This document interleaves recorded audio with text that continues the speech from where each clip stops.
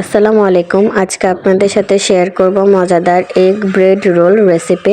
তো এখানে bread role বানানোর জন্য আম্মু প্রথমে ব্রেডগুলোকে স্লাইস করে নিচ্ছে। ভিডিওতে দেখানো অনুযায়ী এভাবে করে নেবেন।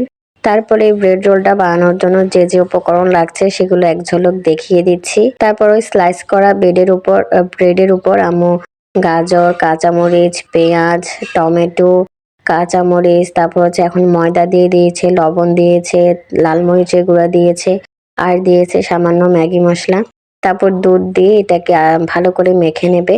মাখা হয়ে গেলে এখানে হচ্ছে ডিমটাকে একটু কেটে নেবে। আমরা 3টা ডিম বয়েল করে নিয়েছিলাম। তারপর যে মিশ্রণটা আমরা বানিয়েছিলাম ব্রেডের, সেটার মধ্যে ডিমের একটা স্লাইস করে এটাকে একটা রোলের মতো শেপ দেব। দেখতেই পাচ্ছেন, ভিডিওতে দেখানো অনুযায়ী করবেন। হ্যাঁ, এটা একটু হাত দিয়ে ভালোভাবে শেপ করে নিতে হবে। তো পুরটা ভরা হয়ে গেলে আমরা এটাকে বিস্কুটের গুঁড়োয় এখন একটু কোট করে নেব, আর তখনই আপনারা ভালো করে শেপ দিয়ে নিতে পারবেন। তারপর এটাকে আস্তে আস্তে আমরা ভেজে নেব একদম ক্রিস্পি ক্রিস্পি করে। যেহেতু ব্রেড আছে, জিনিসটা এমনিতেও ক্রিস্পি হবে। তারপর আম্মু আস্তে আস্তে এগুলোকে ভেজে একটা পাত্রে শিফট করে নিচ্ছে। আর এত বেশি মজা হয়েছিল, আপনারা চাইলে বাসায় ট্রাই করতে পারেন এবং এই শীতের সময় এই মজাদার রোল উপভোগ করতে পারেন।